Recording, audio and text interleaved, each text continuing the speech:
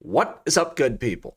Jungle Inc. here. Hope you're doing well. Little late rolling this video out here today. We're running behind at Jungle Inc. Studios, but it's important stuff. We're going to get it out to you no matter what hour of the night it is. Now, earlier today, I talked about the SEC chair position, and there is a fantastic field of candidates, no doubt.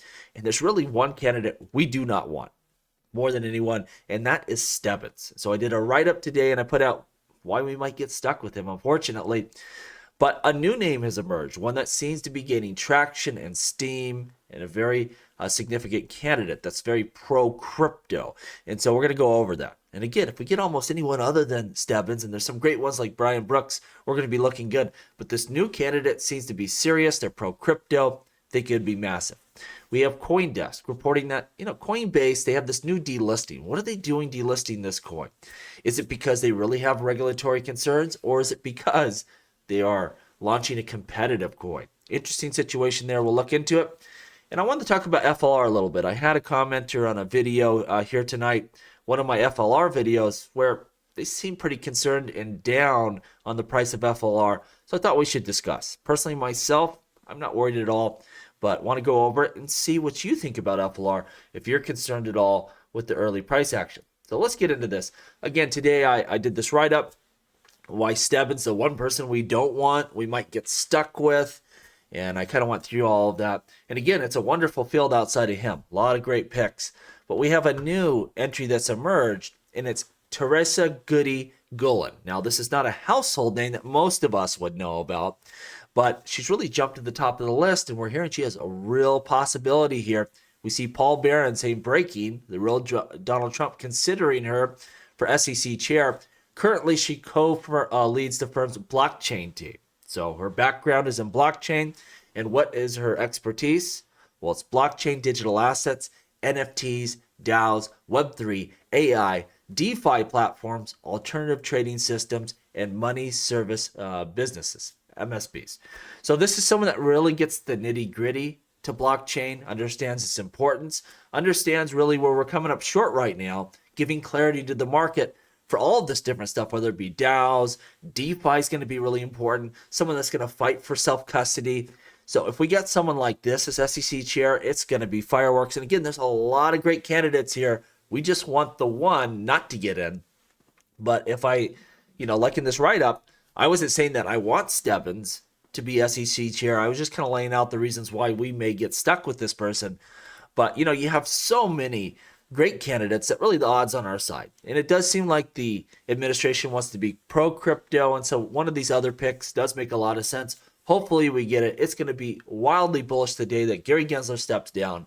Almost anyone's going to be better than he is, but it can get a whole heck of a lot better, especially if you pick someone like this that has a deep understanding of all the mechanics of blockchain and how this technology is real and it's going to fuel the economy, fuel the job market, really bring up our infrastructure to the modern era. This is important. And if we got someone like this, and it seems like there's a real chance here, it'd be wildly bullish for all of these sectors of cryptocurrencies. We can only hope. Now, Coinbase, they are delisting wrapped Bitcoin, WBTC. Not a coin I really use, but they listed listing concerns. Well, what are these listing concerns? What is the regulatory issue? Now, Justin Sun did become involved in this, so maybe there's something there, but he's not involved in their day-to-day operations. Could it be that Coinbase launched their own wrapped Bitcoin on Base? Is that what they're looking at? Are they trying to get traction with their own wrapped Bitcoin, or is there really some concerns here? Kind of shady looking, something to keep an eye on. Again, you've got to really watch these exchanges. They will do stuff against their customers, against competitive technologies if they think it's going to make them a buck.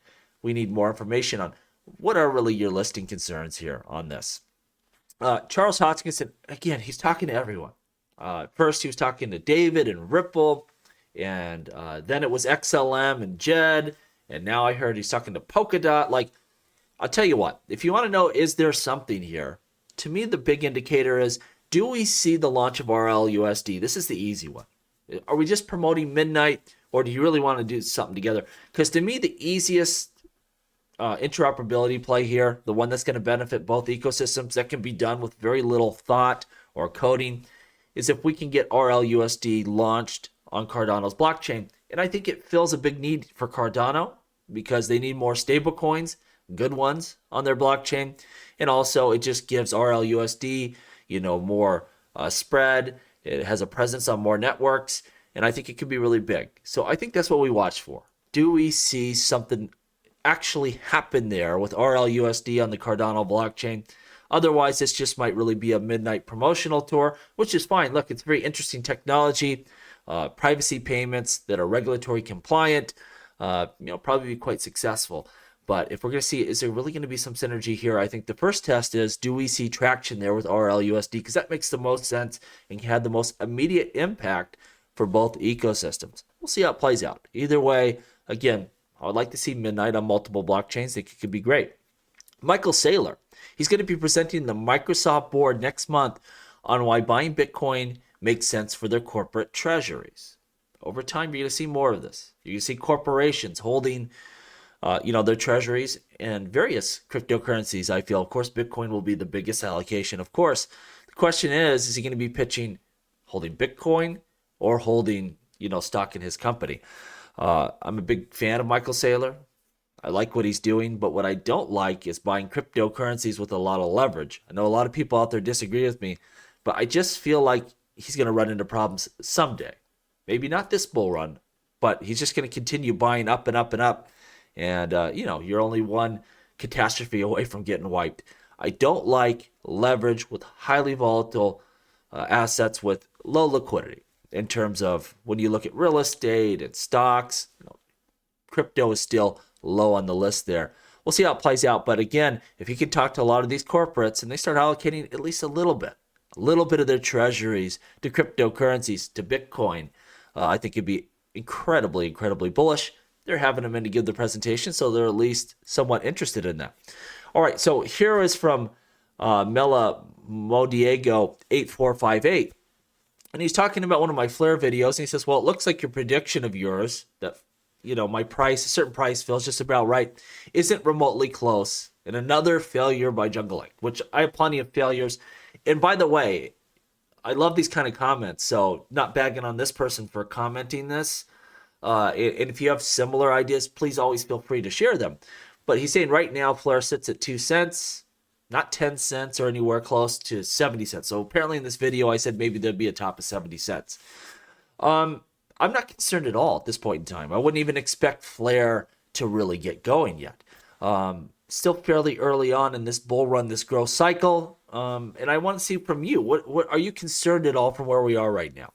Because again, I think this is going to be kind of a mid-cycle play where the FOMO really gets going and you see people digging down deeper into the crypto rankings. This is a coin that's under 100 right now, but I could see it flying up the charts, being quite popular and seeing very significant growth. I don't know what the top's going to be for FLR at all, but I don't think it's going to be 10 cents like this poster thinks. I think it's going to be quite a bit higher, and I wouldn't be surprised at all. 50 cents, 60 cents, 70 cents. It very easily could hit these types of prices, in my opinion, especially when you have delegation rewards. You're going to be able to use DeFi, gaming. It's a smart contract blockchain layer 1.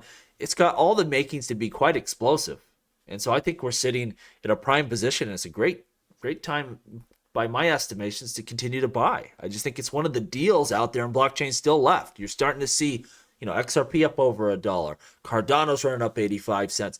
A lot of your mainstays, they're going to keep going up, and people are going to have to look elsewhere for great opportunities. And I really think that FLR is still one of them, one of the great buys still out there in cryptocurrencies. SWI went from, somewhere in the 30s to now it's up around 13 or 12, something like that. It's going to keep going up. It's going to hit the top 10. But people, as they miss out, you start going down the list. To me, FLR is still very compelling and one of the good deals out there. Everything doesn't hit at the same time. There's a ebb and a flow to this market. And I think as we truly get into banana zone here, things get really crazy. FLR is going to be a popular project. And I don't think we're going to be sitting under 100 by the end of this growth cycle, just my opinion. Lastly, Bill Morgan put up this. Over the last 6 months, Bitcoin up 34%, XRP up 105%, Doge up 125%. Ethereum down 16. This is what I'll tell you, and it's unpopular opinion. But I think what we see here is just the pre-festivities to this growth cycle. You will know it is on like Donkey Kong when you see Ethereum take off like a rocket ship, and I think it will. I think the day will come when that sucker just flies, and you'll know, okay, it is time, buckle up. Now, I've said it before, I think XRP from here outperforms Bitcoin and Ethereum, but make no mistake, that doesn't mean Ethereum ain't going to run. It's going to run big time. Best believe that. That's just my opinion, the way I see things playing out. But I think once you see ETH take off, you know it is go time. It is truly go time, and things are going to get really crazy. Let me know what you think, though. Is the bull run going to miss Ethereum? Is it not going to run this time around? Because I don't see that happening at all. Let me know what you think down below. As always, please like, please subscribe. The revolution will be televised right here on Jungle Inc.